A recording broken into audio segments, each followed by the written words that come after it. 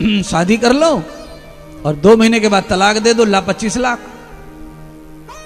शादी कर लो, 5 महीने के बाद तलाक दे दो, लाओ 60 लाख। बड़ा बढ़िया उद्योग है ये, कितना बढ़िया व्यापार है। अरे 25 लाख कितने साल में कमाओगे ये तो सोचो, और फटाफट मामला बैठ गया।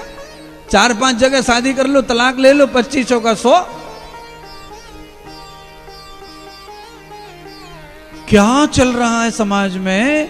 ये जो कुछ भी चल रहा है ये जीवन पद्धति के कारण ही चल रहा है।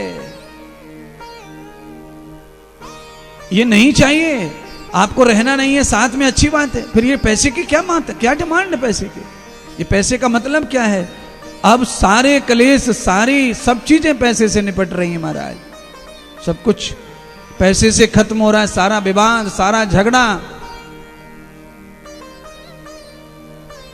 अब कल्पना करो कहां आ गया समय है। तो श्री नारद जी कहते हैं कि जब कलकाल आ जाएगा तो कलकाल में लोगों में प्रेम नहीं रह जाएगा, प्रीत नहीं रह जाएगी, भक्ति नहीं रह जाएगी, लगाव नहीं रह जाएगा, रिश्ते नहीं रह जाएंगे, आपस का सम्मान नहीं रह जाएगा, तो कैसे मनुष्य का उद्धार होगा? तो नारद जी कहते हैं, व्यास जी रात्रि में ये सपना देख रहे हैं और उस सपने से नारद जी, व्यास जी चिंतित हो गए। नारद जी ने बताया, और सुनो, ऐसे सपने की चिंता उसी आदमी को लगती है जिस आदमी का दिल साफ हो, मन साफ हो, दूसरों के कल्याण के लिए जो प्राणी सुबह उठता हो और यही सोचता हो कि मेरे जीवन में सुबह से शाम तक किन किन का कल्याण हो सकता है, मैं किन किन के काम आ सकता हूँ, मैं किस किस का भला कर सकता हूँ, मेरे तन से, मेरे मन से, मेरे धन से किसका किसका उद्धार हो सकता है, ये प्राणी सुबह सुबह उठ करके सोचता है, उसको ही चिंता रहती है समाज के लोगों की। जो ऐसा नहीं सोचते हैं वो क्या चिंता करते हैं? मैं किस किस को दिन भर लूटूं, किस किस को दिन भर ठगूं, मैं किस किस की दुनियादारी उजाड़ूं और अपने घर भरूं, अपना घर भरूं। ऐसे लोग भी दुनिया में हैं, और ऐसे लोग भी दुनिया में हैं कि मेरे पास जो कुछ है वो दुखियों के काम आए, समाज के काम आए, राष्ट्र के काम आए। ऐसे परम व्यास जी थे। व्यास जी ने जब ये देखा कि मेरे सपना ऐसा आया है, और सच में समय बड़ा कम रह गया था, द्वापुर का कलयुग आने ही वाला था। व्यास जी जब चिंतित हो गए तो नारद जी ने कहा कि मेरा और व्यास जी का मिलन हुआ। मैंने व्यास जी को पहले कभी ऐसी चिंतित नहीं देखा था। आज जब मैंने उनके चेहरे पर चिंता देखी तो पूछा, चेहरा बता तो देता है कि आप खुश हैं कि दुखी हैं, आप परेशान हैं कि आनंद में हैं। आपका चेहरा अपने आप बताता है कि आप कहां से कहां बैठे हैं, आप क्या सोच रहे हैं, आप क्या जानते हैं आप अपने बारे में, और क्या तकलीफ में है, क्या खुशी में है। चेहरा बता देता है महाराज। नारद जी ने झट से चेहरा पहचान लिया। नारद जी तो त्रिकालदर्शी भी थे, ज्योतिष के भी आचार्य थे, और त्रिवेता भी थे, तपस्वी भी थे। जैसे देखा, व्यास जी को कहा, महाराज आप तो महाज्ञानी हैं और आपके चेहरे से लगता है कि आपका ज्ञान कहाँ चला गया, आज तो आप अज्ञानियों की तरह दुखी दुखी दुखी दुखी दिख रहे। इसीलिए बड़े से बड़े संकट में भी ज्ञानी व्यक्ति चेहरे पर मुस्कुराहट को बनाए रखता है। चाहे जितना भी कष्ट हो, परेशानी हो, दुख हो, संकट हो, पर अपने चेहरे की अच्छाई को वो गायब नहीं होने देगा। क्यों? ज्ञान वही काम आता है सबसे ज्यादा, पर वो ज्ञान तभी काम आता है जो ज्ञान दूसरों के लिए नहीं, वो ज्ञान अपने लिए भी अर्जित किया गया हो, तब वो ज्ञान विपत्ति में काम आता है, संकट में काम आता है, परेशानी में काम आता है। और जो ज्ञान भाड़े पे लिया गया हो, जैसे मंडी से अपन सब्जी ले आते थोक में और ठेला पे धर के उसे फुटकर बेचते हैं, 20 रुपए किलो की सब्जी 50 रुपए किलो, 250 ग्राम, 200 ग्राम, 500 ग्राम, 300 ग्राम, पैसे ज्यादा मिलते हैं उससे। अगर सब्जी के ठेले की तरह भी ज्ञान का व्यापार किया जाए, बांटा जाए दूसरों के लिए, और उसका अर्थ इकट्ठा किया जाए, तो वो ज्ञान आपके संकट में आपके काम नहीं आएगा, क्योंकि वो ज्ञान ही व्यापार के लिए ही अर्जित किया गया था।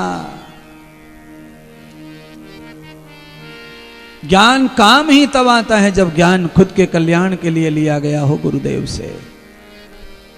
मेरा कल्याण का मार्ग तो खुल गया, अब समाज का मार्ग कल्याण का खुल जाए, यह सोचते सोचते जब ज्ञानी चलता है तो आपत्ति काल आने पर ज्ञानी का चेहरा आपत्ति से प्रभावित नहीं होता।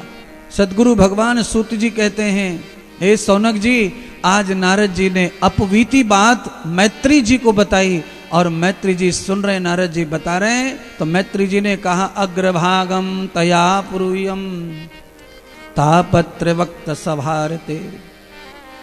हे नारद जी, अब आप इतनी कृपा कर दीजिए कि श्री व्यास जी का फिर क्या हुआ। आपके मिलन होने के समय नारद जी ने बताया तो कहा क्या हुआ, तो नारद जी ने फिर उसको संदेश दिया कि मैंने उनके चेहरे को देखकर पढ़ा तो उन्होंने उसको स्वीकार किया। हाँ नारद जी, मेरा चेहरा दुखी है। क्यों? अरे मैं अपने लिए दुखी नहीं हूं, मैंने रात्रि में जो सपना देखा है तो वो सपना बहुत ही भयंकर है। तो नारद जी ने कहा बताओ क्या सपना देखा। तो मैंने सपना देखा है कि शीघ्र ही कलयुग आने वाला है, द्वापुर जाने वाला है, और जब कलयुग आएगा तो रिश्तों का अहम खत्म हो जाएगा, अहमियत मिट जाएगी, और जब रिश्तों में अपनापन ही नहीं रह जाएगा तो अपनेपन के बगैर आदमी कोई किसी का वफादार नहीं हो सकता। ये ध्यान रखना, आदमी वफादारी तब ही करता है जब उसमें अपनापन बचता है। अपनापन खत्म होने पर वफादारी भी खत्म हो जाती है। अब जब कोई अपना ही नहीं बचेगा तो वफादार कौन बचेगा। औलादें ऐसी होंगी, रिश्ते ऐसे होंगे, पति ऐसे मिलेंगे, पत्नी ऐसी मिलेंगी जिनमें वफादारी का 0/0 असर होगा।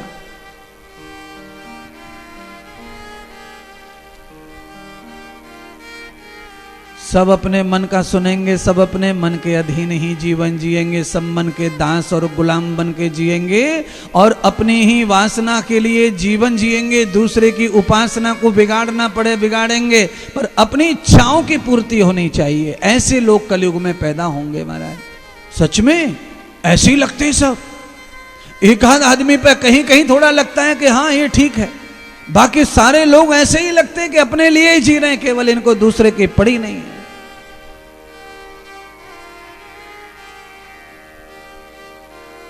किसी की भक्ति बिगड़ो, किसी का नाम बिगड़ो, किसी का कीर्ति बिगड़ो, किसी की पूरी जिंदगी की कमाई नष्ट हो जाए, सम्मान नष्ट हो जाए, पर उनको तो अपना स्वार्थ ही दिख रहा है, उन्हें कोई लेना देना ही रिश्ते से। एक क्षण में रिश्ता तोड़ दिया।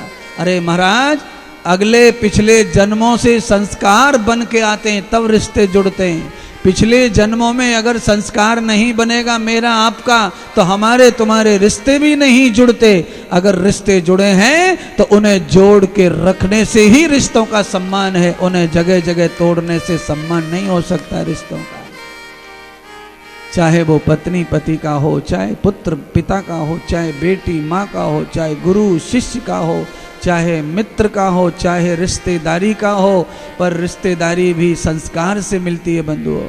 आपके घर में जो बहू आई है, ऐसी लड़की और नहीं थी शहर में, अनेक लड़कियां हैं, पर यही लड़की क्यों चुनी भगवान ने। अरे महाराज, ये लड़की भगवान ने चुनी है तो भगवान का दिया हुआ प्रसाद समझकर इसको स्वीकार करो जन्म भर के लिए। अरे दोष और बिना दोष ये सब में रहता है, गुण अवगुण सब में रहते हैं, अच्छाई बुराई सब में रहती है। जीवन में जो मिला है प्यार के रूप में, रिश्ते के रूप में, उसको धारण कर लो, हृदय में स्वीकार कर लो और उसको पार करने की कोशिश करो। जितना हो सके उतना सहन करो, जितना हो सके उतना बचाओ, पर रिश्ते को बिगाड़ो मत। रिश्ते को बनाए रखो, बनाए रखो, बनाए रखो। क्यों? आदमी जब निस्वार्थ रिश्ते में जुड़ जाता है सचमुच का, तो बड़ी जगह पर रिश्ते काम आते हैं बंधुओं, बहुत जगह काम आते हैं रिश्ते। तो आपको चाहिए कि रिश्तों को कायम रखने के लिए जीवन मिला है तो रिश्तों को कायम रखो। पक्षी पक्षी का ऋण चुका देता है, पशु पशु का ऋण चुका रहा है, इंसान को इंसान का भी ऋण चुकाना चाहिए। तो सारे संसार में जितने जीव जंतु हैं, किसी के लिए ज्ञान और क्लास और टीचर नहीं है। जो कुछ है वो मनुष्य के लिए बनाया। वो स्कूल ले लो, कॉलेज ले लो, टीचर ले लो, गुरुजी ले लो, गीता ले लो, भागवत ले लो, रामायण ले लो, सतपुराण ले लो, ज्ञानेश्वरी ले लो, आपको जो लेना ले लो। मनुष्य का उद्धार करने के लिए सब लिखी जा रही है किताब, लिखी जा रही है किताब, पर सबसे ज्यादा दुखी मनुष्य ही दिखाई पड़ रहा है। बोलो, ये सुखी रहे ज्यादा, उसके लिए इसको 3 साल से पढ़ाने शुरू हो जाता है। 3 साल के बच्चे को ही स्कूल भेजते हैं, इतनी खर्चा करते हैं, पर फिर भी दुखी परेशान। और जानवर के लिए कोई ज्यादा सुविधा नहीं है संसार में, फिर भी कोई ज्यादा दुख नहीं है उसको।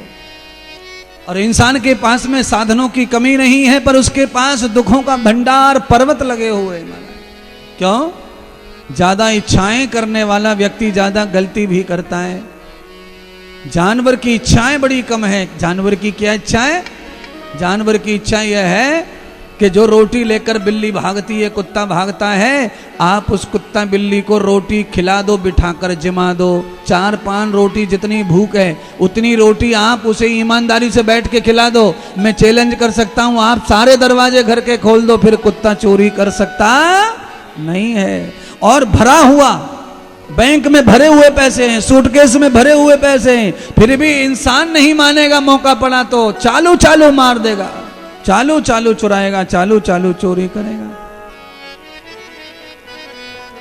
बोलो, मानता नहीं है, हैं?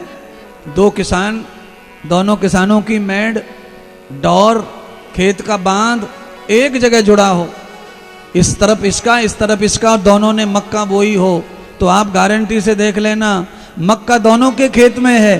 पर इधर वाला किसान आएगा तो वो इधर वाले के से तोड़ के ले जाएगा मक्का का भुट्टा, और इधर वाला आएगा वो इधर से तोड़ेगा, पर दोनों ही अपने अपने खेत की मक्का खाते नहीं है ना, अपने खेत की रखवाली करते हैं, गुलैया घुमाते, हर्रा हर्रा, और दूसरे की खेत की मक्का बड़ी मीठी लगे महाराज, फाड़ फाड़ के देखें, ज्यादा तो ना पक गई, दूध वाली है कि ना है।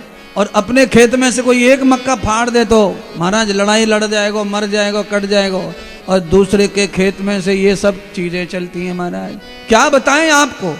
आपको बताना इसलिए पड़ता है, ये ऐसे उदाहरण इसलिए देने पड़ते हैं कि ऐसी बातें आपको जल्दी समझ जाती हैं महाराज, क्योंकि आप भी तो वहीं से आए हो। मक्का रहन दो, रख लिया मैंने अपने पास ही अपना सब है।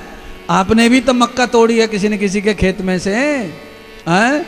आप सुबह निकलो बाजार में महाराज, सुबह सुबह मॉर्निंग वॉक पे निकलते हैं लोग, इतने मॉर्निंग वॉक कम करते हैं और चोरी ज्यादा करते हैं महाराज, इतनी फूल चोरी करते हैं कि क्या कहना महाराज। हाँ, जिसके भी घर के सामने बढ़िया फूल दिखा इन्होंने तोड़ा, चुराया। अब बोलो, मॉर्निंग वॉक करने गए, फूल चुराने गए, ले आए फूल चुरा के। कहां कहां से ले आए महाराज? ना फल और फूल ये दोनों चुरा कर बिना माली को, बिना मालिक के पूछे, इनको भगवान पे चढ़ाना भयंकर अपराध का कारण बनता है। ये महान पाप है महाराज।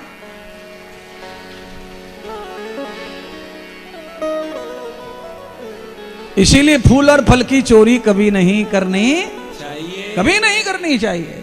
अच्छा, भगवान को फूल अर्पण करने का विधान है कहां? कहीं नहीं। वो तो विधान तब है जब आपके पास सामग्री है तो विधान है, अगर नहीं है तो कोई विधान नहीं है। क्यों नहीं है विधान? कारण है उसका। भगवान से सवाल किया किसी भगत ने, महाराज मेरे पास में फूल वगैरह है नहीं, तो मैं कैसे आपको पूजा पाठ करूं, कैसे आपको रिझा लूं, कैसे मना लूं? तो भगवान ने कहा कि तुझे जैसे लगे वैसे रिझा ले, मैं तो वैसे ही रिझा हुआ हूं।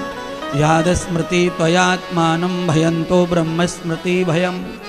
अर्थात भगवान स्वयं कह रहे हैं कि कोई मुझे याद करे न करे, पर मैं किसी को कभी भूलता नहीं हूं। भगवान कह रहे महाराज तुमसे, भगवान कह रहे हमें कोई याद रखे न रखे, पर हम किसी को भूलते नहीं हैं। हम हर समय याद करते रहते हैं। जिसको हमने दुनिया में भेज दिया, धरती पर पैदा कर दिया, उसी दिन से उसका खाता हमारे पास चालू है। वो भूल जा तो भूल जा। आप कल्पना करिए, मर जाने वाला मर जाए, बैंक में खाता छोड़ जाए, तो मैनेजर की, बैंक के चेयरमैन की, बैंक के स्टाफ की औकात नहीं है कि उसके खाते को समाप्त कर दिया जाए। कोई मैट नहीं सकता उसके खाते को। बैंक जब तक रहेगी खाता रहेगा, चाहे खाता समझने वाला है या नहीं है। वो खाता अपने आप ही साइकिलिंग होता रहता है।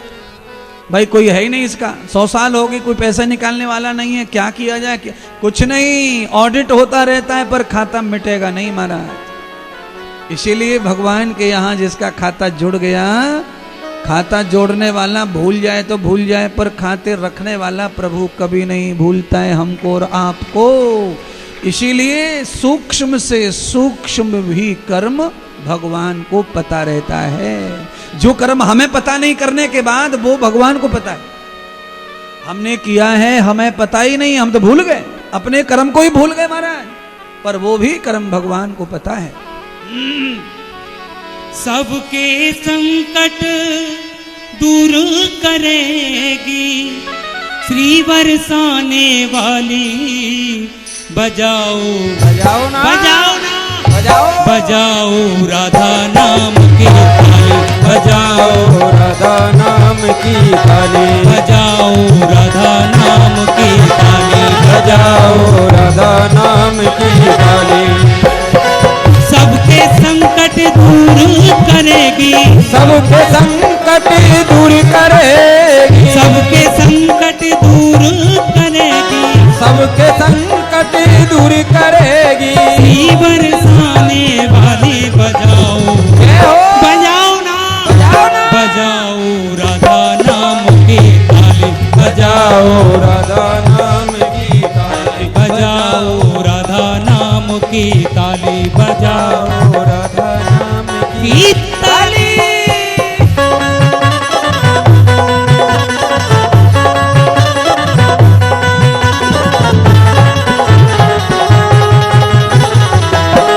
श्री राधे।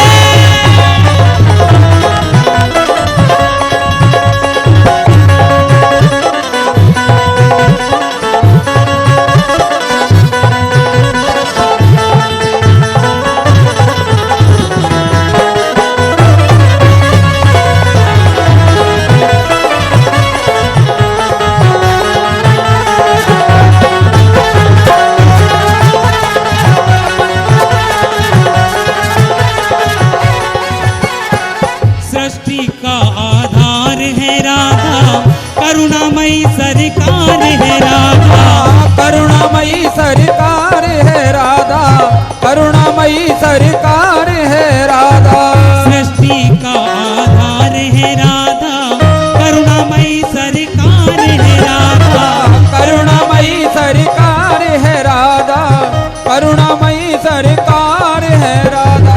राधा नाम है जिस रसना पर, राधा नाम है जिस रसना पर, राधा नाम है जिस रसना पर, राधा नाम है जिस रसना पर। उसने भक्ति पाई। बजाओ बजाओ ना, बजाओ राधा नाम की ताली। बजाओ राधा नाम की ताली। बजाओ राधा नाम की ताली। बजाओ राधा नाम की ताली। सबके संकट दूर करेगी, सबके संकट दूर करेगी, सबके संकट दूर करेगी, सबके संकट दूर करेगी। श्री बरसाने वाली। बजाओ बजाओ, बजाओ ना, बजाओ, बजाओ राधा नाम की ताली। बजाओ राधा नाम की ताली। बजाओ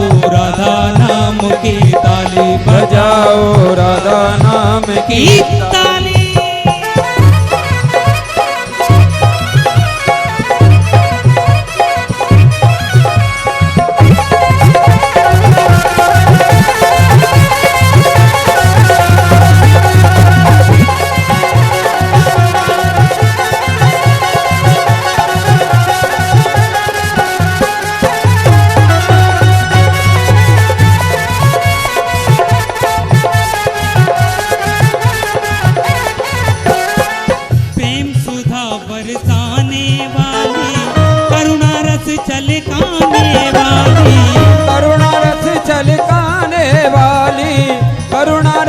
छलकाने वाली, प्रेम सुधा बरसाने वाली, करुणा रस छलकाने वाली, करुणा रस छलकाने वाली, करुणा रस छलकाने वाली। तन मन धन शीतल कर देवो, तन मन धन शीतल कर देवो, तन मन धन शीतल कर देवो, तन मन धन शीतल कर देवो। भर देती खुशहाली, बजाओ बजाओ ना, बजाओ राधा नाम की ताली, बजाओ राधा नाम की ताली, बजाओ राधा नाम की ताली, बजाओ राधा नाम की ताली।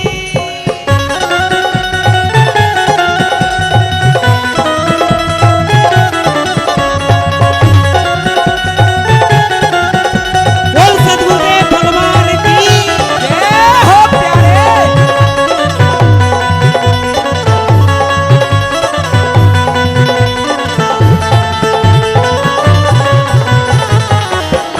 हे हरि।